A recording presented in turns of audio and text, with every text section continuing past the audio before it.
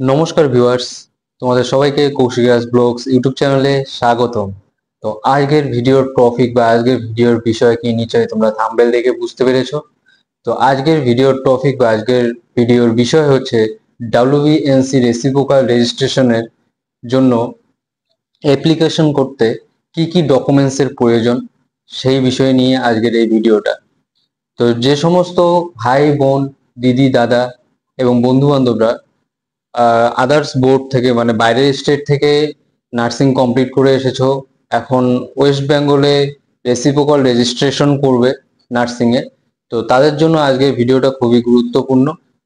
তো তাদের বলবো আজকে ভিডিওটা স্কিপ না করে সম্পূর্ণ ভিডিওটা মনোযোগ সহকারে দেখবেন, তাহলে পরে বুঝতে পারবেন যে ডাব্লিউবিএনসি রেসিপ্রোকাল রেজিস্ট্রেশনে অ্যাপ্লিকেশন করতে কি কি ডকুমেন্টস এর প্রয়োজন। তো বেশি কথা না বলে মেন কথায় চলে আসি আর কি। তো ডাব্লিউবিএনসি রেসিপ্রোকাল রেজিস্ট্রেশনে অ্যাপ্লিকেশনের জন্য যে সমস্ত ডকুমেন্টস এর প্রয়োজন সেই সমস্ত ডকুমেন্টস গুলো হলো, ফার্স্ট অফ অল হচ্ছে তোমার মাধ্যমিকের রেজাল্ট, অ্যাডমিট কার্ড এবং সার্টিফিকেট লাগবে। হাই সেকেন্ডারি রেজাল্ট এবং সার্টিফিকেট লাগবে। তারপর তোমার হচ্ছে আধার কার্ড লাগবে। আর তোমার কলেজ থেকে যে সমস্ত ডকুমেন্টস তোমাকে প্রোভাইড করেছে, হ্যাঁ, 3 ইয়ারের result, certificate, internship certificate, course complete certificate, তারপর তোমার রেজিস্ট্রেশন, মানে যে বোর্ড থেকে তুমি নার্সিং কমপ্লিট করেছো, এই সমস্ত ডকুমেন্টস লাগবে। মানে কলেজের যে ডকুমেন্টস গুলো সেই ডকুমেন্টস গুলো।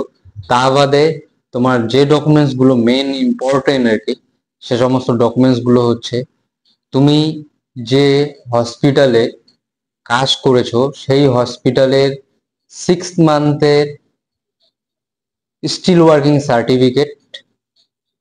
তারপর হচ্ছে 6 মান্থের পে স্লিপ, মানে 6টা পে স্লিপ লাগবে। একটা পে স্লিপে যে 6 মাসের পেমেন্টের স্লিপ করে দিল সেটা হবে না, 6টা পে স্লিপ লাগবে, মানে 6 মান্থের পে স্লিপ।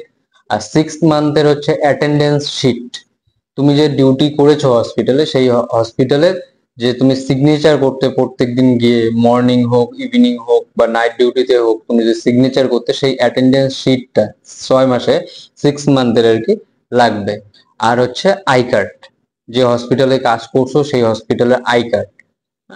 এই সমস্ত ডকুমেন্টস তোমাদের লাগবে। আর তা বাদে ভেরিফিকেশনের জন্য কি ডকুমেন্টস লাগবে না লাগবে সেটা আমি নেক্সট ভিডিওতে তোমাদের সঙ্গে শেয়ার করব। আর যারা ডাব্লিউবিএনসি রেসিপ্রোকাল রেজিস্ট্রেশন করছো তাদের একটা বিশেষ ইম্পর্টেন্ট বা গুরুত্বপূর্ণ একটা বিষয় জানিয়ে রাখি। যারা বাইরের স্টেট থেকে নার্সিং কমপ্লিট করেছো তাদের বলবো, যারা যারা 3 ইয়ারের মধ্যে যে কোনো 1 ইয়ারে হোক বা 2 ইয়ারে হোক কোনো সাবজেক্টে ব্যাক আছো, হ্যাঁ, নেক্সট ইয়ারে সেই এক্সামটা দিয়ে তুমি পাস করেছো, তো তাদের উদ্দেশ্যে বলবো যে তোমরা অবশ্যই তোমাদের ফেলের রেজাল্টটা, হ্যাঁ, আর তোমরা যে পাস করেছো সেটার একটা লিস্ট এবং তুমি যে ফেল করেছো সেটার একটা লিস্ট, এই সমস্ত ডকুমেন্টস অবশ্যই আহ, আগে থেকে রেডি রাখবে। কারণ অনেকের ক্ষেত্রে সমস্যা কি হচ্ছে যে তাদের কাছে পাশের রেজাল্ট তো আছে কিন্তু ফেলের রেজাল্টটা নেই। তো সেই ক্ষেত্রে অনেকের এই প্রবলেম গুলোর মধ্যে পড়ছে, অনেকে ফেস করছে এই প্রবলেম গুলো। তো অনেকে আমাকে কমেন্ট করেছিল বা পার্সোনালি মেসেজ করেছিল বা আমার ফেসবুক পেজে মেসেজ করেছিল, তাদের আমি যতটুকু পেরেছি হেল্প করেছি আর কি।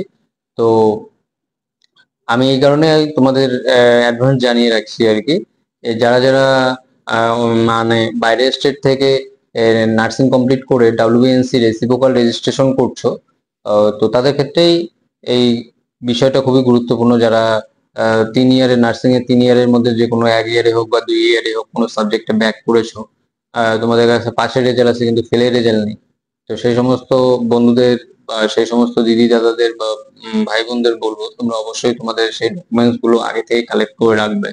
আর অ্যাপ্লিকেশনে কি কি ডকুমেন্টস লাগবে সেটা তো বলেই দিলাম তোমাদের, আরো একবার তোমাদের বলে দিচ্ছি। সেটা হচ্ছে মাধ্যমিকের result certificate, admit card, high secondary result certificate, আর তোমার আধার কার্ড। আর তোমার কলেজ থেকে যে সমস্ত ডকুমেন্টস প্রোভাইড করেছে, যেমন তোমার 3 ইয়ারের রেজাল্ট, তোমার GNM complete certificate, internship certificate, তারপর হচ্ছে তোমার রেজিস্ট্রেশন। আর হসপিটাল ডকুমেন্টস এর ক্ষেত্রে তোমার 6 মান্থ স্টিল ওয়ার্কিং সার্টিফিকেট, 6 মান্থের স্টিল ওয়ার্কিং সার্টিফিকেট, 6 মান্থের পে স্লিপ, আর 6 মান্থের অ্যাটেন্ডেন্স শিট। আর অ্যাটেন্ডেন্স শিট কি সেটা তোমাদের আমি খুলেই বললাম, আর কি কিভাবে কি ডকুমেন্টস লাগবে সেটাও বলে দিলাম। যদি তারপরেও কেউ বুঝতে না পারো আমাকে অবশ্যই মেসেজ করতে পারো, বা অবশ্যই আমাকে কমেন্টে জানাতে পারো যে এটা কি ওটা কি। হ্যাঁ, আমি অবশ্যই যতটুকু পারবো হেল্প করব। আর আমার নলেজে যতটুকু জানা আছে আমি তোমাদের সঙ্গে সেটাই শেয়ার করছি আর কি। আগে যেরকম ডাব্লিউএনসি রেসিপ্রোকাল রেজিস্ট্রেশনের ক্ষেত্রে স্টিল ওয়ার্কিং আর পে স্লিপ হলে পরে হয়ে যেত, কিন্তু 2025-এর নতুন রুলস রেগুলেশন অনুযায়ী অ্যাটেন্ডেন্স শিটটাও মাস্ট দরকার। হ্যাঁ, আর আই কার্ড, হ্যাঁ হসপিটাল আই কার্ড এটাও লাগবে। তো নেক্সট ভিডিওতে আমি কিভাবে ভেরিফিকেশন করতে হবে বা ভেরিফিকেশনে কি কি ডকুমেন্টস লাগে না লাগে আমি নেক্সট ভিডিওতে অবশ্যই জানাবো। আর এর আগের দিন আমি এনওসি নিয়ে যে ভিডিওটা বানিয়েছি সেখানে অনেকে কমেন্ট করেছে যে তাদের এনওসি মেসেজ আসার 20 দিন পরেও তাদের কোনো মানে সফট কপি দেখাচ্ছে না নাকি কি এরকম আর কি অনেকে মেসেজ কমেন্ট করেছে। তো তাদের বলবো অবশ্যই তোমরা ডাব্লিউএনসি সাইটটা ভালো করে চেক করে নাও একবার, নচেত তোমরা পূর্ত ভবনে গিয়ে কথা বলে নাও। কারণ বর্তমানে অনেকের এই একই সমস্যা হচ্ছে, আবার অনেকেরই সলভ হয়ে যাচ্ছে। তো যাই হোক, আজকের ভিডিওর যে বিষয়টা ছিল, যে বিষয় নিয়ে আজকে আমার এই ভিডিওটা, সেটা তোমরা নিশ্চয়ই বুঝতে পেরেছো। নেক্সট ভিডিওতে খুব তাড়াতাড়ি দেখা হচ্ছে। আর নেক্সট ভিডিওর টপিক কি থাকছে সেটা আমি তো এই ভিডিওই বলে দিলাম, যে ডাব্লিউএনসি ভেরিফিকেশনে কি কি ডকুমেন্টস লাগবে। হ্যাঁ, তো আর একটা ব্যাপার যেটা জানিয়ে দিই, সেটা হচ্ছে যখন তোমরা অ্যাপ্লিকেশন করবে সেই টাইমটায় কেউ পেমেন্ট করবে না। অ্যাপ্লিকেশন করার সময় কেউ পেমেন্ট করবে না, পেমেন্টটা করবে হচ্ছে তোমাদের ভেরিফিকেশন হওয়ার পরে। তো যাই হোক, ভিডিও আর দীর্ঘ করছি না, বা ভিডিওটা আর বেশি বড় করছি না। নেক্সট ভিডিওতে বাকি ডিটেলসে বলবো আর কি। তো আজকে ভিডিওটা কেমন লাগলো অবশ্যই লাইক কমেন্ট করে জানাবে। নেক্সট ভিডিওতে খুব তাড়াতাড়ি দেখা হচ্ছে। তো আজকের জন্য এতটুকু, ধন্যবাদ।